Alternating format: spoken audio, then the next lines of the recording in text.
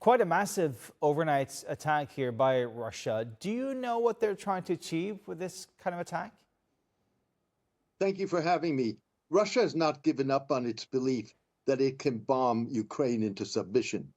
The most recent attack in Kiev is part of a campaign that focuses, among other things, on Ukraine's energy sector, particularly in eastern Ukraine. The campaign comes as winter sets in and temperatures drop to -20. Already, Ukrainians are suffering power cuts of up to 16 hours a day.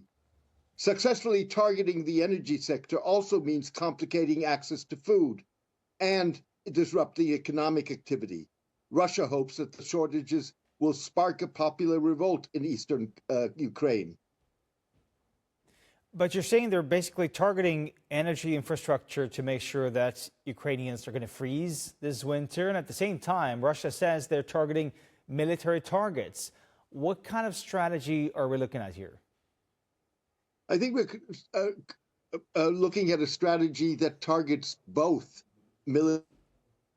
I have no doubt about that.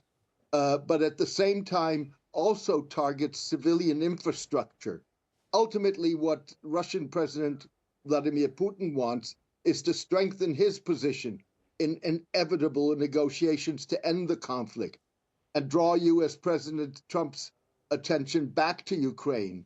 In other words, re-engage him and convince the U.S. president that Russia is winning.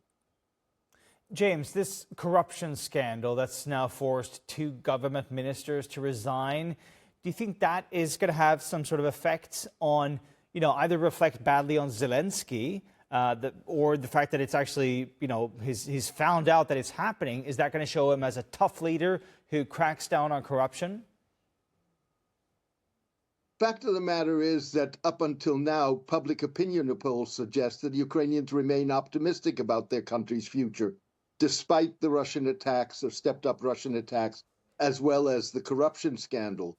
What Putin presumably hopes is that the massive corruption scandal will undermine confidence in Zelensky's government.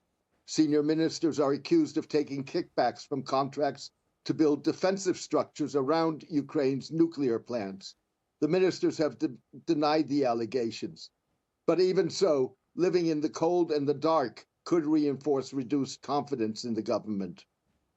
James, here at the end, let's talk about Pokrovsk, this city that Russia says that it's now advancing towards.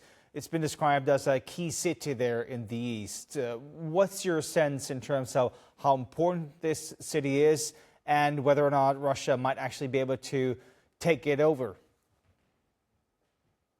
The indications are that Pokrovsk may fall, and that's significant because, one, it cements the sense that Russia may be having the upper hand at the moment in the conflict. It also is something that would boost the morale of Russian forces and create for Russia a new launching pad to seize more of the Donetsk region. James Dorsey, as always, very good to have you on the show. Thank you so much. Always my pleasure. Thank you for having me.